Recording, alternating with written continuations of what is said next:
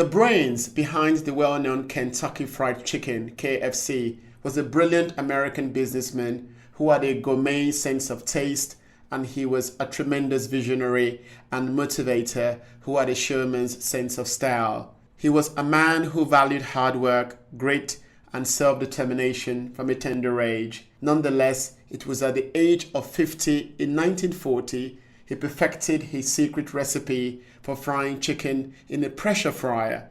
The foregoing cooked the chicken more quickly than pan frying, and this earned him the fame he enjoyed till death. Even though he was reported to have failed often due to his arrogance, lack of restraint, impatience, and lack of diplomacy, he never gave up on achieving success.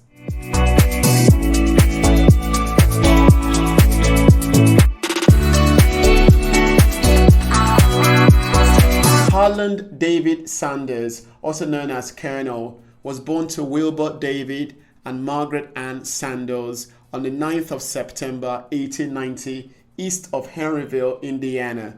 He was the oldest of 3 children. After fracturing his leg in a fall on his 80-acre farm where he had been working, his father spent 2 years as a butcher in Henryville. He died in 1895, leaving Sanders to look after and cook for his siblings because his mother had to work in a tomato cannery. After his mother remarried William Broders, with whom Sanders had a turbulent relationship, the family relocated to Greenwood, Indiana in 1902. Regarding education, he left the 7th grade in 1903, but he later studied law by correspondence. He was not only a successful businessman, but also a lawyer and an obstetrician. He was additionally an insurance, lighting, and tyre salesman. He equally founded a ferryboat company and served as the secretary of Indiana Chamber of Commerce. At a much tender age, he left home and did lots of odd jobs to survive. And from the look of things, he did whatever his hands could get hold of. And at the age of 13, he accepted a job in Indianapolis where he painted horse carriages after working and living on a farm close to his home. He relocated to southern Indiana when he was 14 to work as a farmhand. Moreover, he worked as a conductor in a streetcar company with his uncle after moving into his house in 1906. In his self-reliance, he lied about his age to join the army at 16, and he received the Cuban Pacification Medal after fulfilling his duty as a wagoner in Cuba. In 1907, he received an honorable discharge and relocated to Sheffield, Alabama, where his uncle resided. With the assistance of his uncle, he worked as a blacksmith's helper in the workshops at Southern Railway. After 2 months, Sanders relocated to Jasper, Alabama, where he obtained employment to empty the ash pans of trains operated by the Northern Alabama Railroad. He advanced to become a fireman. He performed his duties for over 3 years before he took ill and was sacked for insubordination. In regard to his restaurant business, Shell Oil Company in the USA offered Sanders a service station in Kentucky, rent-free in 1930, in exchange for a share of sales. Sanders started offering chicken dishes as well as other foods such as country ham and steaks.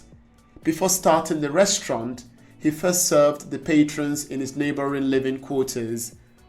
Local support for him increased after Kentucky Governor Ruby Laffoon appointed him as a Kentucky colonel in 1935.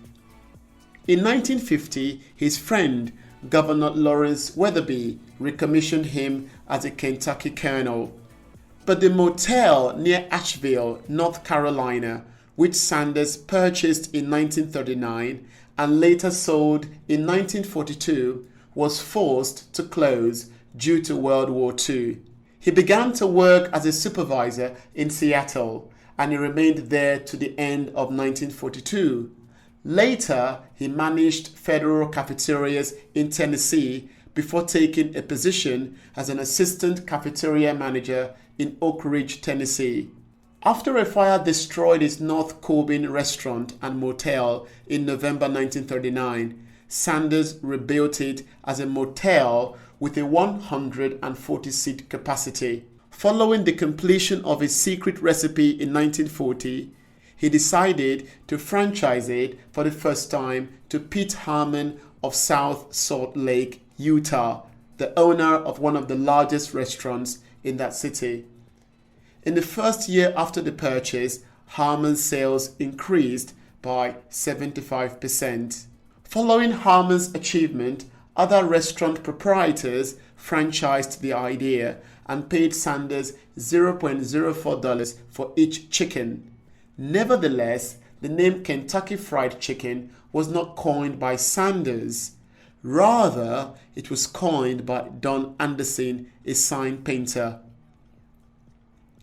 Sanders sold his North Corbin restaurant at the age of 65, leaving him with nothing but his savings and $105 a month in Social Security. In 1959, after closing the North Corbin location, he and his wife Claudia opened a new restaurant and corporate offices in Shelbyville. Thereafter, he decided to franchise his chicken concept, and what is more, he searched for suitable eateries around the USA. In a bid to achieve his goal, he often slept in the back of his car, and in the maturation of time, his efforts paid off. KFC was one of the first fast food chains to expand internationally. It opened outlets in Canada and later in the UK, Australia, Mexico, and Jamaica. In 1962, Sanders received a patent for his pressure frying technique, and in 1963, he registered the phrase, "It's finger licking good," as a trademark. As he grew older, he found it difficult to handle the company's rapid expansion to more than 600 outlets. When he was 73 years old, in 1964, he sold the Kentucky Fried Chicken organization to a group of Kentucky business people led by the future governor of Kentucky and lawyer John Brown Jr. and entrepreneur Jack Massey for $2 million. Sanders continues to earn money as a brand ambassador even after selling the business.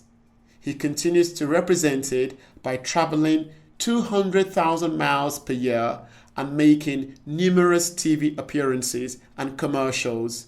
The agreement excluded Sanders' operations in Canada, which he kept, as well as his previously sold franchise rights in the UK, Florida, Utah, and Montana.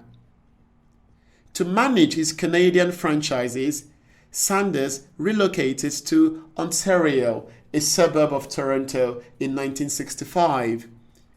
He purchased and resided in a bungalow in the Lakeview neighborhood of Mississauga from 1965 until he died in 1980. As recently as 1979, he made surprise visits to KFC locations to make sure that franchisee was upholding his standard. If the food disappointed him, he would say "goddamned crap" to the franchisee or pushed it to the floor. He even sued Hugh Blaine Inc., the parent company of Kentucky Fried Chicken at the time, for allegedly using his image to promote products about which he had no idea. In Shelbyville, Sanders and his wife reopened the restaurant under the new name Claudia Sanders, the Colonel's Lady. It served KFC-style chicken as part of a full-service evening menu. He was sued for it by the Hugh Blaine, but following a settlement, he sold the eatery, and it is still open to date under the name Claudia Sanders Dinner House. It is the only non-KFC restaurant that serves as an authorized version of the fried chicken recipe and offers its original recipe as part of its non-fast food supper menu. In 1909, Jasper Sanders married Josephine, king of Jasper, Alabama, whom he met while he was working on the railroad. They had 3 children.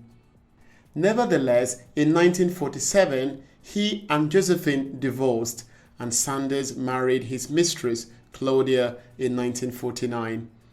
In 1980, Sanders received a diagnosis of acute leukemia, and 6 months later, he passed away at Louisville Jewish Hospital at the age of 90. At the time of his passing, there were 6,000 KFC locations across 48 different nations, and they generated a whopping $2 billion in revenue annually.